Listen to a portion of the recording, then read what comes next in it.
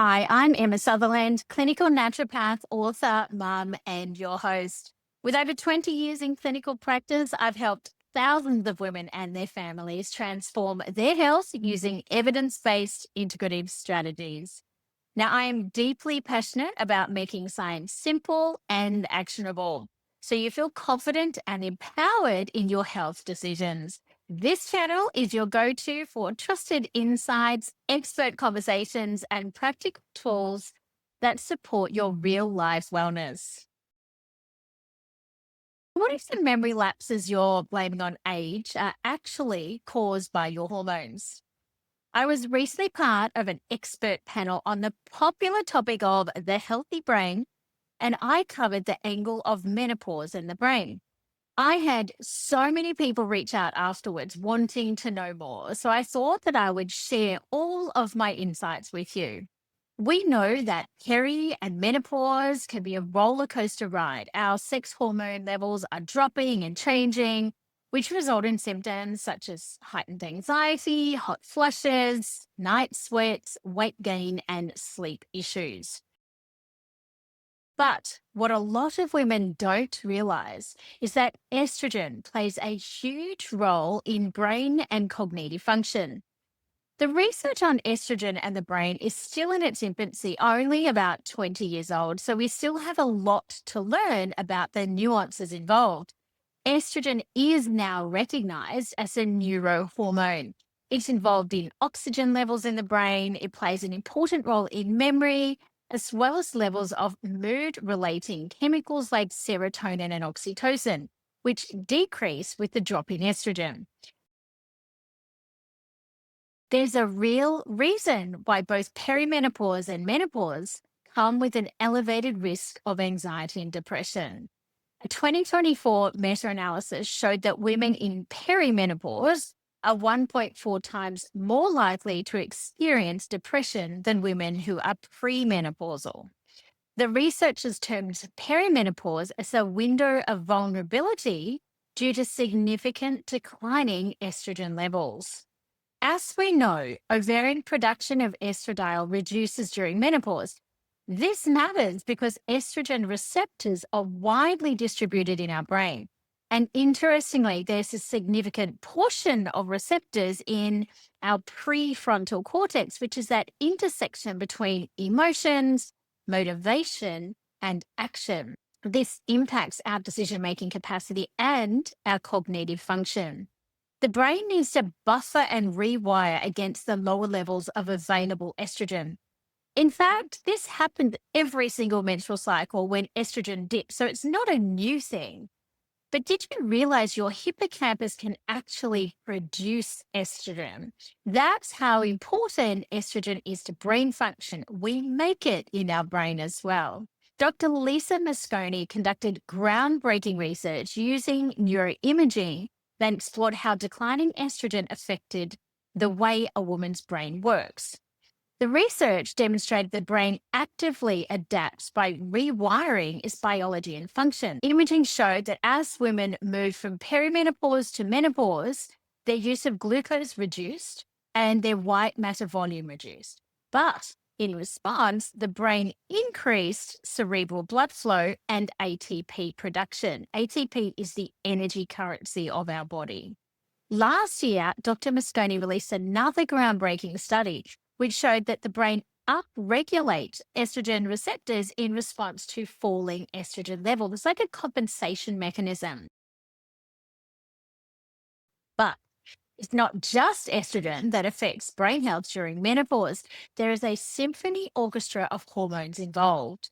Let's start with progesterone. Now, this declines earlier than estrogen, and it has a calming anti anxiety effect by modulating the GABA receptors in the brain. And this can result in irritability, sleep disruption, and mood swings. Testosterone levels gradually decline with age. That's normal. This hormone, it supports motivation, energy, libido. So a lack of it can cause fatigue, loss of confidence, low mood, and low libido. And then lastly, we have cortisol. So chronic stress can elevate cortisol, which contributes to anxiety and irritability. The way that this presents to me in clinic is this, and you may be able to relate. The key symptom that I hear from patients that reflects this drop in estrogen and change in hormones is my memory's changed. I think maybe I've got early stages dementia, just forgetting where my car keys are. I actually am having trouble getting the words out. For me personally, what I've noticed is that I reverse letters in a word when I'm writing. So instead of writing the word capable, I'll write the word capable. Now, this is insane to me because all my life I've been a bookworm. I love the written word. I've written books and I love writing. How could my core skill become so dysregulated? I had a great discussion with neuropsychologist Dr. Nicola Gates on my professional podcast, my industry podcast called FX Medicine. And the episode was called Menopause, Estrogen, and the Brain. Dr. Gates explained we can really safely advise our patients and ourselves that we are actually forming the memory of where we left our car keys. And we know those words. It's the change in estrogen causing a change in the enzyme that helps you retrieve that memory. So it's actually a retrieval issue, not a formation issue. The retrieval becomes so much slower because of the lower estrogen levels. And think about what else might be going on for a 45-year-old perimenopausal woman or a 55-year-old menopausal woman. Maybe her hot flushes, night sweats, or insomnia are causing her sleep quality and quantity to tank. Her lower level of estrogen is slowing that memory retrieval and increasing her risk for depression. Her low progesterone levels are causing her to be far more reactive with her stress response. She's working full time, plus looking after elderly parents while also being a mum. Maybe she's not getting to the gym as often because she just can't. There's just not enough time in the day. And maybe she's on a medication like a PPI, like Somac or Nexium for reflux, which is actually causing a micronutrient deficiency. Maybe she's depleted in B12 due to the medication. So is there any wonder she feels like her brain function has declined? Now, interestingly, researchers from the study of women's health across the nation, the SWAN study, found that the biggest factors in cognitive decline during menopause was actually financial hardship and hypertension. Now, this study has been going on for the last 30 years and follows women from a starting age of around 45 and collects data annually. If you haven't heard of this study, we'll put the link in the show notes so you can go and have a read. It's fascinating. The nutrient that I find most helpful during this life stage has to be magnesium. Magnesium deficiency is really common during menopause and can exacerbate symptoms like anxiety, insomnia, and depression. Observational data show the lowest magnesium levels in women with depression and the highest magnesium levels in women without depression, indicating the correlation there between low magnesium and higher risk for depression. Now, factors such as drug nutrient interactions, malabsorption, micronutrient deficiencies, combined with increased requirements for magnesium, often mean that women are deficient. Maybe the medications are depleting her magnesium. Maybe her gut isn't absorbing things as well. Maybe she has a little bit of microbiome dysbiosis or some issues absorbing nutrients in her gut. All of this leads to a lack of enough magnesium. Now, research shows that magnesium does reduce depression.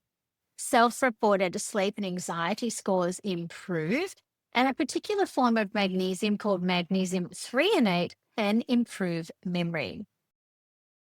When it comes to herbs for this life stage, I have a very strong favorite here called ginkgo biloba, which I am simply obsessed with. A ginkgo tree can live for over 1,000 years, and while Chinese medicine uses the seeds, in Western herbalism, we use the leaves. So take note here of something called the doctrine of signatures, first discussed by Greek physician over 600 years ago. This states that the characteristics of a plant indicate what it can be used to treat in the body. For example, a walnut looks like a miniature brain, and research has shown that walnuts have a superior level of omega-3 fatty acids, which do in fact nourish brain health. Now, with ginkgo, the dual-lobed leaf suggests the right and the left hemispheres of the brain while the radiating branching veins within each leaf resemble the structure of the blood vessels within our brain. Ginkgo supports the menopausal brain beautifully. The brain changes that occur in menopause result in less oxygen and glucose being available in your brain, combined with more inflammation, and a cognitive crisis often results. This is a situation ginkgo is so perfectly suited to address. Ginkgo is an extremely well researched herb and it has a really solid body of evidence. I personally take 120 milligrams of standardized extract every single day. Ginkgo has benefits because it's an antioxidant, it reduces free radical activity, it preserves brain receptors in aging, it counteracts cognitive impairment, and it enhances neuronal plasticity and it improves memory. Research shows it improves executive function. So, this is our memory, our speed of processing our attention, and our executive functioning.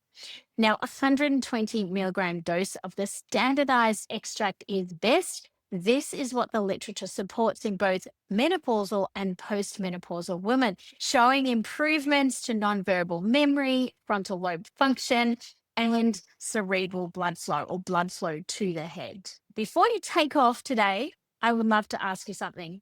Are you getting any value from my content? If you are and you want to show your appreciation, there are 3 simple ways you can do it. First of all, subscribe to the channel if you haven't already. Secondly, rate and review my channel. And thirdly, share this video with someone you know that will get value from it. Thank you so much for joining me today. All the research links are in the copy below.